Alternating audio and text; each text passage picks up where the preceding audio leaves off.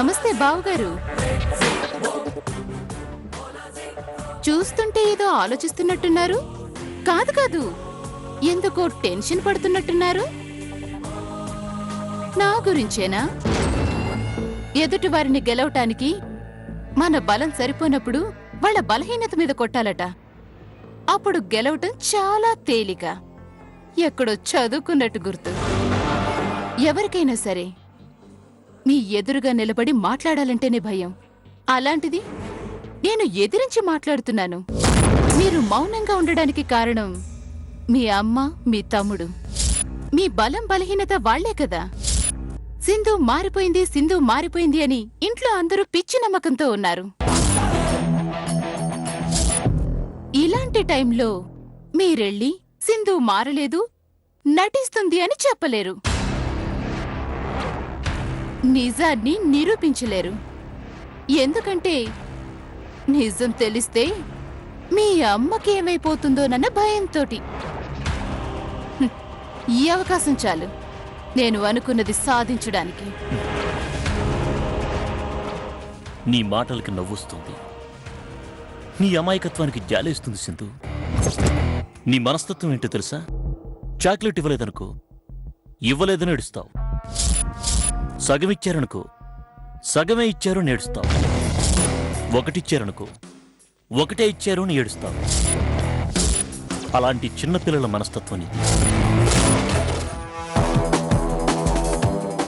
నీ మాటలు, నీ ప్రవర్తన నీలోంచి పుట్టుకొస్తున్నవైతే ఈ పాటికి నిన్ను మార్చేస్తుండేవాడిని.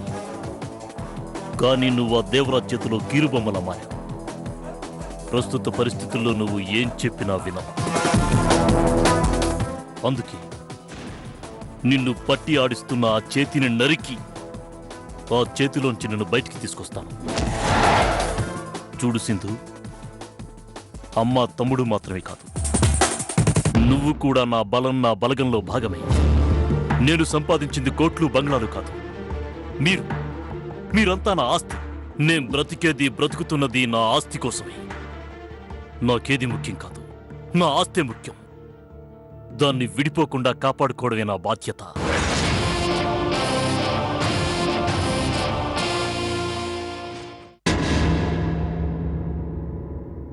ఏమే పిల్ల, ఏం చేస్తున్నా? బంగారు తల్లి పథకం గురించి సీఎంతో చర్చిస్తున్నా. నీకు కొంచెం ఎటకారమేనే. మనసులో మాట చెప్పండి. కొంచెం నోటు దురద ఎక్కువే. ఎంతైనా మీ ఎంత కాదులేండి. అది ఒక్క నిమిషం. ఏంటి సింధు? మీ అన్నయ్య గారు గుడికి రానన్నారు. అది బహుశా నా మీద ఆయనకి కోపం పోయినట్లేదు. అలా ఏం లేదు సింధు. అన్నయ్యకి గుళ్ళు గోపురాల చుట్టూ తిరగటం అంటే పెద్దగా నచ్చదు. అలా అయితే నాకిష్టం లేదు, మీరు వెళ్ళి రండమ్మా అని చెప్పాలి కానీ ఆస్తి ముఖ్యమని మాట్లాడారేంటి?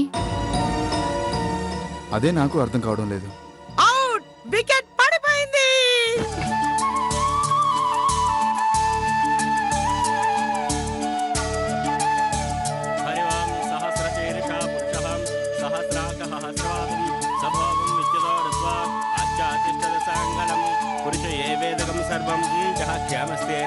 విజయాభయం ఆయుర్వేదైశ్వర్యార్జనం ధర్మార్థకమోక్షం చతుర్దాఫలం పుష్పపూజయామి ఇది కర్పూరనీరాజనం వేదాహమేతం బృహం మహంతం ఆదిత్యవర్ణం బహస్వారే సర్వాణి రూపాణి విశేషితేరహం నామాని గురు తస్మాత్ విరాట్ జావిరాజో అద్భురుషః దీర్ఘాయుష్మాన్ భవ మనోవాంఛా ఫలసిద్ధిరస్తు శతవ్యాయుష్యేంద్రియే ప్రతిష్ఠతి. ప్రసాదాన్ని తీసుకున్నమ్మా. నువ్వు మోయలేవులే, ఇలా ఇవ్వు, నేను పట్టుకుంటాను. నేను తిని పెడతాగా.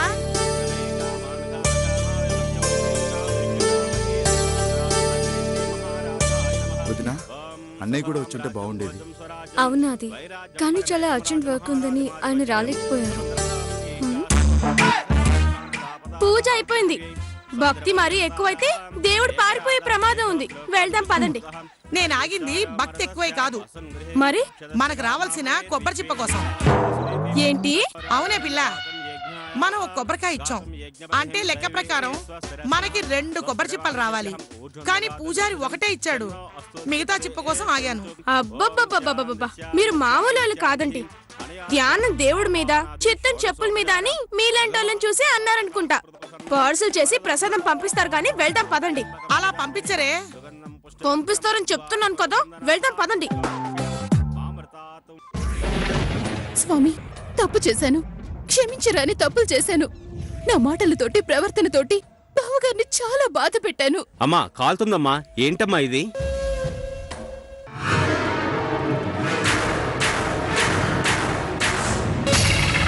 బావగారిని బాధ పెట్టినందుకు పశ్చాత్తాపడుతున్నాను. ఆయన నన్ను క్షమించి ఆయనకి నా మీద కోపం పోయేలా చేయి స్వామి. సిద్ధు!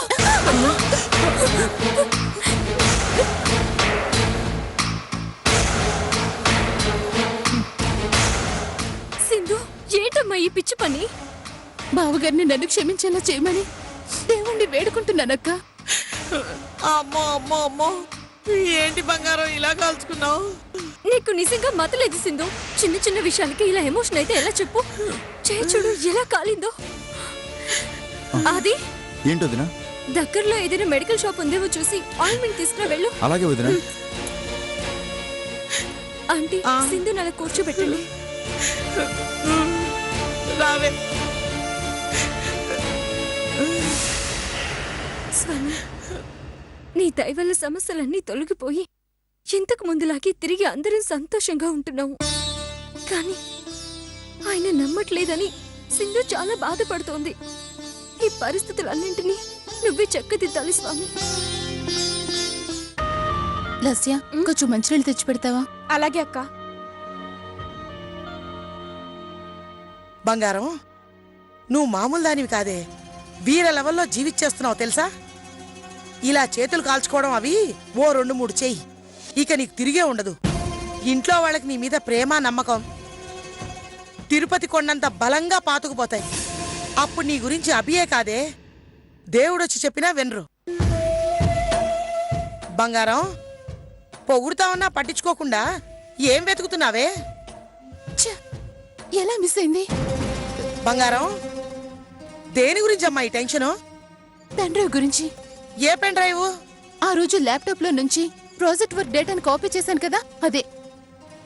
దాన్ని ఇక్కడికి ఎందుకు తీసుకొచ్చావు? దేవరాజ్ మావికి నీతో పంపిద్దామని. అసలు బ్యాగ్ లో పెట్టావో లేదో ఒక్కసారి గుర్తు తెచ్చుకో. అబ్బా, నాకు బాగా గుర్తమ్మా. వచ్చేటప్పుడు బ్యాగ్ లోనే పెట్టాను. ఛ! ఎలా మిస్ అయిందో అర్థం కావడం లేదు.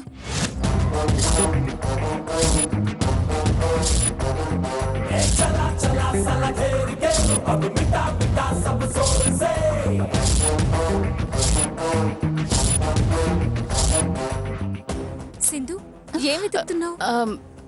అదేనమ్మా, బ్యాగ్ లో బ్యాండేజ్ ఏమైనా దొరుకుతుందేమో అని వెతుకుతోంది.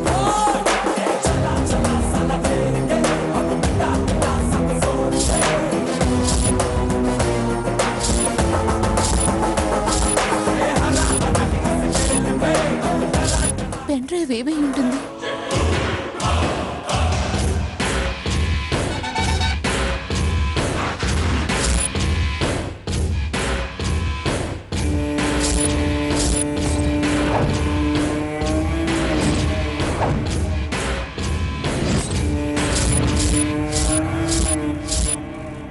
ప్రాజెక్ట్ వర్క్కు సంబంధించిన డేటాను కాపీ చేయాల్సిన అవసరం సింధుకి ఉంది.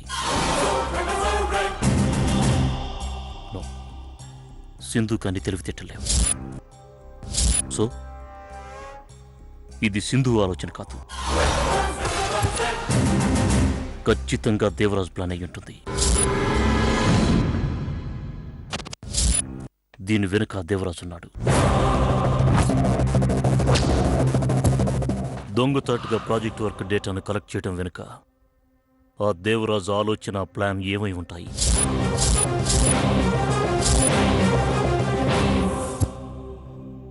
అబే, టీ తీసుకురా.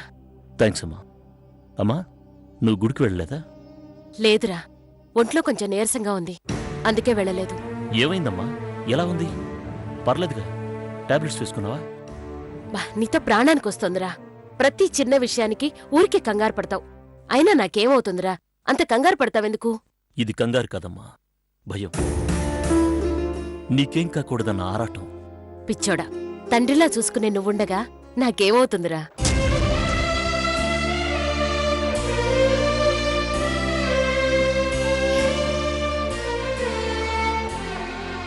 చల్లారిపోతుంది, తాగు. గుడికి నువ్వు కూడా వెళ్ళుంటే బాగుండేది. నాకు కొంచెం అర్జెంట్ వర్క్ ఉందమ్మా. నువ్వు గుడికి రాననేసరికి బావగారికి ఇంకా నా మీద కోపం పోలేదని సింధు చాలా బాధపడిందిరా. సింధు విషయంలో ఒక సమస్య తీరిపోయింది, కానీ ఇంకొక సమస్య ఉంది. అది కూడా ఎలాంటి ఇబ్బంది లేకుండా తీరిపోతే అదేరా, తన కడుపులో పెరుగుతున్న బిడ్డకి బాగాలేదు కదా. వాడికి ఎలాంటి అనారోగ్య సమస్య లేకుండా క్షేమంగా భూమి మీదకి రావాలి. వస్తాడమ్మా, క్షేమంగా బయటకు వస్తాడు. అందుకోసం ఏం చెయ్యాలో, ఈ సమస్యను ఎలా పరిష్కరించాలో అంతా ప్లాన్ చేసి పెట్టాను.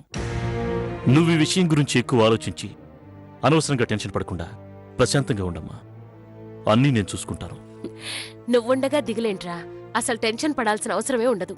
సరేనమ్మా, నీరసంగా ఉన్నట్టున్నా, వెళ్ళి రెస్ట్ తీసుకో. ముందు నువ్వు టీ తాగు. అమ్మా, నేను తాగుతాను, నువ్వు వెళ్ళు అబ్బి. ప్లీజ్, వెళ్ళు. ఉమ్.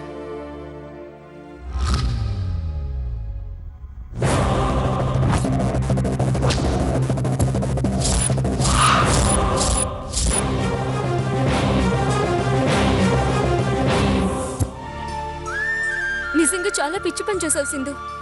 చిన్న గాయం కాబట్టి సరిపోయింది. అదే ఏమైనా అయ్యుంటే ఆ మాత్రం ఆలోచన లేకపోతే ఎలా సింధు? నాకేమైనా పర్వాలేదక్క, ఆనందంగా భరిస్తాను. బావగారు నన్ను క్షమిస్తే చాలు. తప్పకుండా క్షమిస్తారు. సరే పద.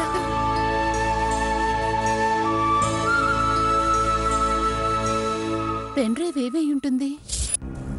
కొంపదీసి అభిగాన్ని తీసుంటాడా? బాబోయ్, ఒకవేళ అదే గనక జరుగుంటే పరిస్థితి ఏంటి? సింధు, ఏంటి అది? ఏం ఆలోచిస్తున్నావు? ఆ, ఆ, అదే అది. బావగారు నన్ను ఎప్పటికి క్షమిస్తారో, అసలు క్షమిస్తారో లేదోనని భయంగా ఉంది. అబ్బో, ఏం కవర్ చేసావే.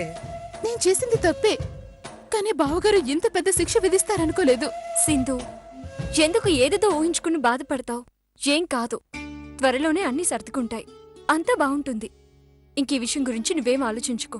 పద పద, జాగ్రత్త.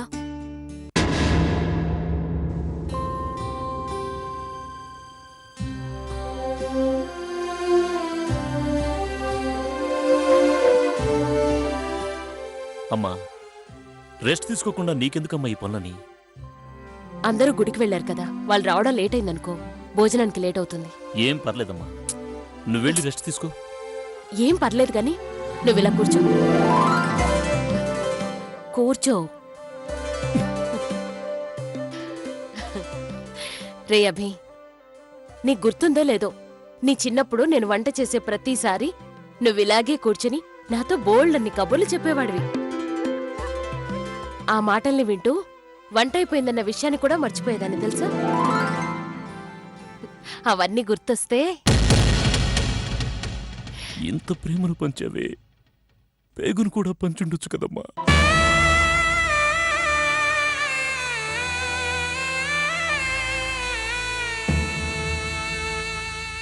ఏమైందిరా, ఏంటి అలా చూస్తున్నావు? ఏం లేదమ్మా.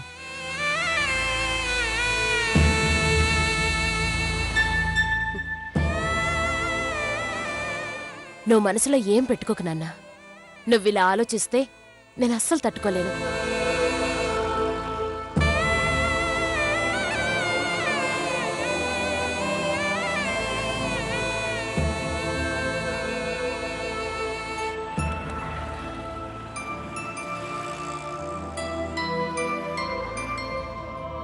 అత్తయ్య, సింధు వాళ్ళు వచ్చినట్టున్నారు, వెళ్దాం పద పద.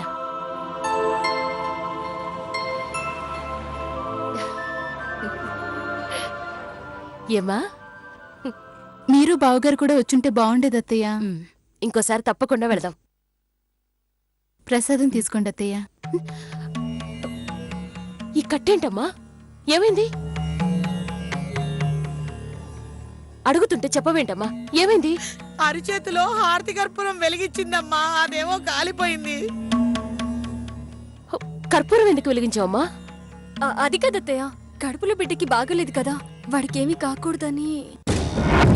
హారతి కర్పూరాలు వెలిగించడాలు, అగరబత్తులు పట్టుకోవడాలు చేస్తే ఇలా చేతులు కాలుతాయే తప్ప జబ్బును నయమవ్వవు.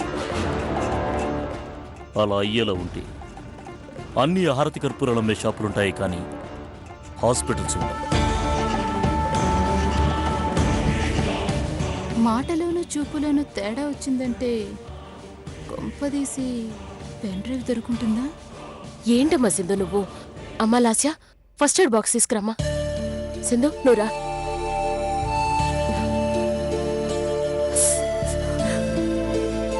ఏంటమ్మా ఇది? ఎంతలా కాలిపోయిందో చూడు.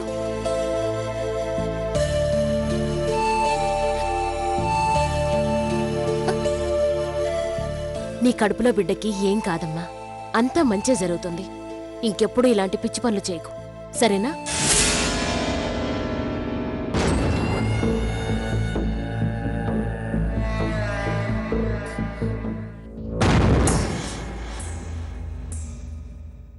మీరత్తలా కాకుండా అమ్మాయి ఉంటే ఎంత బాగుండేదో అనిపిస్తోంది.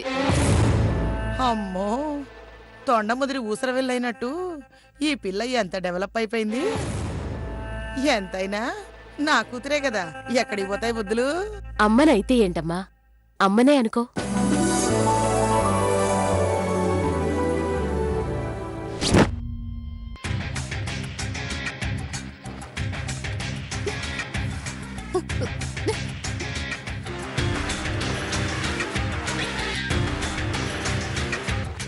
బంగారం దొరికిందా?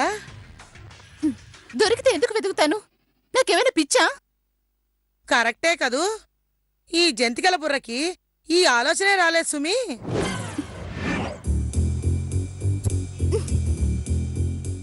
ఎవరో లాక్కెళ్తారన్నట్టు అంత కంగారుగా తినకపోతే కొంచెం పెన్ డ్రైవ్ కోసం వెతకచ్చు కదా. ఎక్కడ పెట్టావో తెలిస్తే వెతకొచ్చు, తెలియనప్పుడు ఎక్కడని వెతకగలం, ఎంతని వెతకగలం. నీకు చెప్పాను చూడు, నాది బుద్ధి తక్కువ. నీకు అసలే మతిమరపు ఎక్కువ. కాసేపు వెతకడం ఆపేసి ముందు అది ఎక్కడ పెట్టావో గుర్తు తెచ్చుకో. అబ్బా, నాకు బాగా గుర్తుందమ్మా. గుడి దగ్గర నుంచి నీ ద్వారా పెన్ డ్రైవ్ ని దేవరాజు మావయ్యకి పంపిద్దామని పర్స్ లోనే పెట్టుకున్నాను. కానీ ఎలా మాయమైందో అర్థం కావట్లేదు. ఆ ఐడియా ఏంటమ్మా అది? బహుశా ఆ పర్సుకి బొక్కలు గాని రంధ్రాలు గాని ఉండుండొచ్చుగా, వాటి నుంచి అది పడిపోయి ఉంటుంది. ఆ అనుమానం వచ్చి ముందే చెక్ చేశాను. అవునా? నాకింకా బ్రహ్మాండమైన ఆలోచన వచ్చిందని ఆనందంతో ఎగిరి గంతేస్తున్నాను. నో డౌట్ ఆ అభినే కొట్టేసుంటాడు. నీ పర్సులో ఉంటే అతనెలా కొట్టేస్తాడే? ల్యాప్టాప్ లో ఉన్న డేటాని మనం కొట్టేలా? అవును కదూ. ఎర్ర బస్సు కూడా సరిగ్గా లేని ఊళ్ళో పుట్టినోళ్ళం ఇన్ని చావు తెలివితేటలు మనకే ఉన్నప్పుడు సిటీలో పుట్టినోడు అతనికి ఎన్ని తెలివితేటలుండాలి? ముసుగున దాగి ఉన్నదెవడో, అరుగున దూకి వాణ్ణి పక్కడో, నిగరికటోనో బ్యారికేడ్స్తోనో ఆ స్కూలన్నీ లాగేరో. విక్రమార్క సోదర్రా, వీరబట్టు బట్టర్రా, ఆటుపోటు దాటర్రా.